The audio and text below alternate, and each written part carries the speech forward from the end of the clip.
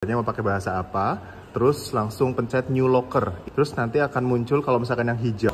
Semoga di Indonesia juga bisa kayak gini ya sistem transportasi daratnya. Semoga bermanfaat.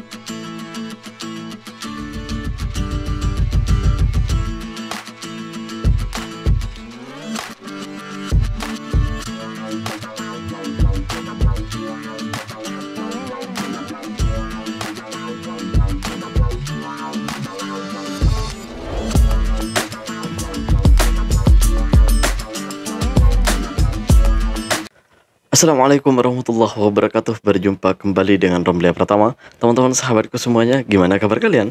Mudah-mudahan kalian semuanya baik-baik saja beserta keluarganya di sana. Teman-teman sahabatku, buat kalian yang baru gabung, yang baru nonton video ini, silahkan di subscribe dulu, di like, dan di komen guys. Buat teman-teman sahabatku yang udah ngedukung support channel ini, terima kasih. Mudah-mudahan kalian semuanya diberikan keberkahan umur, keberkahan rezeki, dimudahkan segala urusannya, baik urusan dunia maupun urusan akhirat. Amin ya rabbal alamin. Teman-teman sahabatku semuanya, ada yang nanyain di video yang sebelumnya, yang kemarin gue buat video tuh. Di situ ada statement dari gue tentang masalah Indonesia kecolongan. Kecolongan itu apa, Mas Romli, katanya? Kecolongan itu guys seperti kemalingan. Kecolongan itu sama dengan kemalingan atau kecurian gitu, kecurian gitulah, seperti itulah, agak-agaknya seperti itu gitu. Kalau bahasa Melayunya gue nggak seberapa paham ya, di sini gue jelasin sepengetahuan saya aja. Kalau bahasa Inggris, apalagi bahasa Inggris, gue nggak tahu guys gitu ya. Jadi mohon maaf, jadi gue hanya bisa memberitahu seperti itu, kecurian atau kemalingan gitu ya guys. Jadi intinya ya, ada orang masuk ke rumah kita nggak tahu gitu aja lah, udah kecolongan kata orang Indonesia. Sebenarnya kecolongan itu bahasa Jawa guys gitu, mencolong, nyolong gitu, nyolong itu mencuri gitu, seperti itulah agak-agaknya guys. Oke, tapi bukan mau ngebahas tentang pencurian sekarang. Gue pengen ngebahas hari ini tuh, mau ngebahas tentang masalah Malaysia lagi nih. Malaysia, ini ada seorang TikToker juga, YouTuber juga. Dia sering ke Malaysia, dia sering mondar-mandir di Malaysia ini gitu, sering datang ke Malaysia. Dan beliau ini sering memamerkan kecanggihan Malaysia, kemegahan Malaysia, gimana di Malaysia itu beda banget dengan di negara Konoha gitu ya. Ya seperti itulah gitu. Seperti apa videonya? Ini dia guys. Ini dia Buat guys. kamu yang mau ke Malaysia dan mau lanjut perjalanan darat naik bus antar kota di Malaysia, atau mungkin ke Thailand, ke Singapura dari Malaysia naik bus, ada banyak alasan kamu akan ngerasa aman dan nyaman. Yang pertama soal nyamannya nih.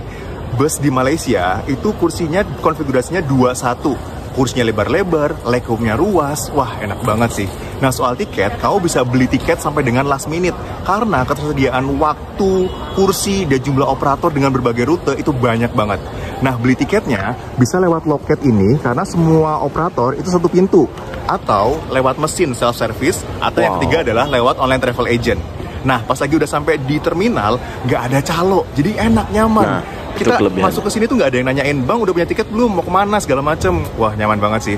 Dan informasi soal tiket dan juga keberangkatan itu real time kayak di bandara ya. Iya benar. Nah di atas itu juga banyak restoran, tempat makan yang enak-enak dan harganya nggak ngetok. Wah ada lagi nih, security nggak terlihat buat keliling-keliling, tapi kita ngerasa aman dan nggak ada yang ngusir-ngusirin kita. Kalau pas lagi kita ngemper di bawah sampai tiduran pun buat nunggu bis, itu aman banget, enak banget sih.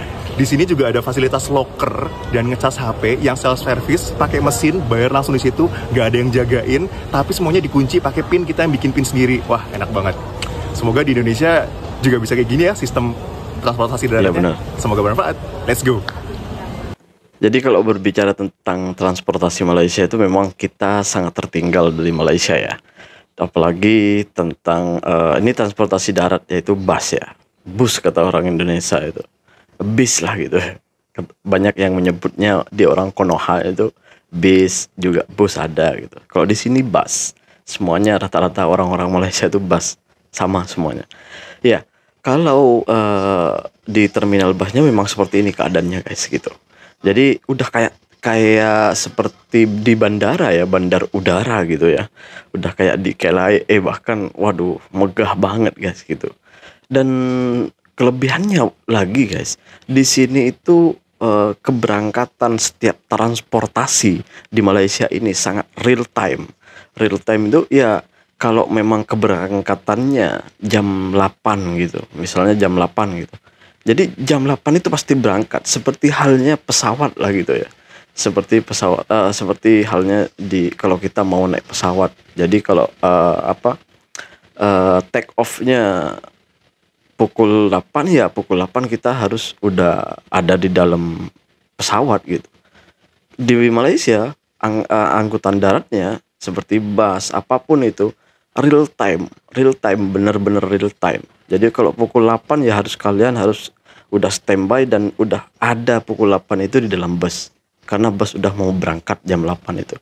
Jadi sebelum jam 8 kalian harus standby di sana di terminal busnya. Kalau udah beli tiket dan udah dapat tiketnya misalnya jam 8 ya harus standby sebelum jam 8 gitu. Karena jam 8 itu udah berangkat busnya. Beda kalau di tempat kita guys. Di tempat kita itu biasanya nunggu busnya banyak orangnya baru berangkat gitu. Karena takut rugi. Kalau di sini enggak. Lu mau ada misalnya satu bus itu ada 10 orang. Gue pernah naik dari ke Melaka. Dari Melaka ya. Dari Melaka ke KL. Naik bus itu penumpang yang ada dalam bus itu hanya sekitar 6 orang kalau nggak salah. Gue 2 orang dengan kawan saya, tapi tetap berangkat guys dari Melaka sampai KL. Dari Melaka sampai KL. Coba kalau bus di Indonesia ada 6 orang, waduh nungguin berjam-jam sampai paling tidak itu ada 15 orang ke atas atau sampai 20 orang ke atas baru berangkat. Karena di pikiran mereka takut nggak cukup buat beli minyak lah, buat beli apa lah, mungkin gitu ya. Untuk operasional busnya mungkin ya seperti itulah perbedaannya. Dan yang terakhir itu yang disorot oleh kameranya abang tadi itu tentang charger tuh. Ini aku ada videonya, ini dia guys. Nah, buat kamu yang mau ke Malaysia, ada banyak charging point station kayak gini buat ngecas HP. Tapi berbayar 6 ringgit per 1 jamnya. Ya, relatif lah. Caranya ini tinggal pilih aja ya bahasanya mau pakai bahasa apa. Terus langsung pencet new locker. Terus nanti akan muncul kalau misalkan yang hijau, pilih itu berarti kosong. Terus habis itu masukin nomor HP kamu. Itu nomor HP kamu sebagai PIN ya.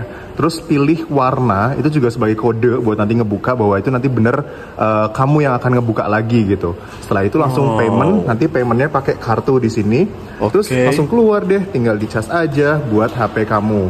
Dan ini benar-benar cuma 1 jam. Jadi kalau lebih dari 1 jam nanti akan bayar lagi, diminta 6 ringgit lagi di sini. Nah, tapi buat kamu yang mau bayar ini harus bener-bener pakai kartu yang bisa contactless ya. Jadi Visa, Mastercard, yang credit card ataupun debit card boleh juga bisa, tapi yang ada contactlessnya di sini karena nggak bisa masukin pakai chip atau di swipe. Jadi harus benar-benar cuma di tap aja di bagian sini dan nggak bisa menerima cash. Jadi ya contactless, cashless dan semuanya serba sendiri.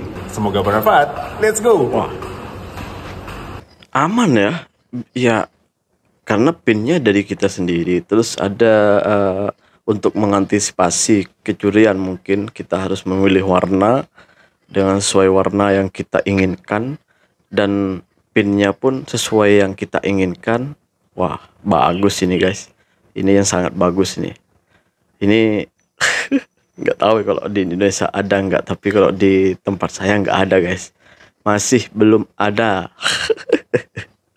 Benar-benar belum ada ini seperti ini. Ini benar-benar canggih, udah nggak apa ya, nggak makai orang, udah canggih betul Malaysia nih. Waduh, wow. Iya. Sepertinya Malaysia ini semakin hari itu semakin tahun semakin mengupdate kemajuannya, semakin mengupdate tentang kecanggihannya di berbagai tempat di Malaysia ini. Bukan hanya di bandara sebenarnya, di tempat-tempat publik gitu. Banyak juga diupdate oleh kerajaan Malaysia untuk agar tidak ketinggalan kemajuan dari negara-negara maju lainnya gitu. Itulah kenapa gue selalu bilang, ini sepertinya kita ini semakin kalah jauh dari Malaysia gitu ya. Ya ya seperti gue lihat sendiri, seperti gue tahu sendiri di Malaysia tuh seperti apa gitu. Semakin hari itu semakin mengupdate, semakin memperbaharui gitu, semakin baru gitu. Ada pembaruan hampir setiap hari itu pasti ada pembaruan. Bahkan di dunia digitalisasi di Malaysia itu, waduh, benar-benar dah, benar-benar Malaysia nih. Itulah kenapa gue selalu bilang di videoku kan, kalau ketika gue reaction tentang video-video seperti ini, jangan malu lah untuk mencontoh Malaysia gitu. Kita itu sepertinya alergi untuk mencontoh sebuah negara yang, apalagi Malaysia gitu.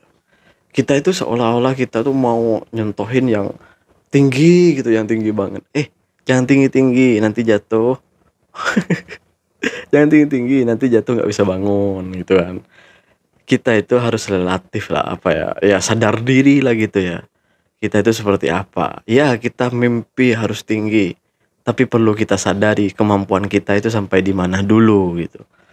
Ya, kalau kita nggak mampu untuk yang tinggi, setidaknya kita ya lihat dari tetangga kita dong. Tetangga kita tuh sampai mana. Ya, kalau tetangga kita bisa apa ya, yang kayaknya gue mampu nih untuk niru Malaysia, ya kita tiru Malaysia.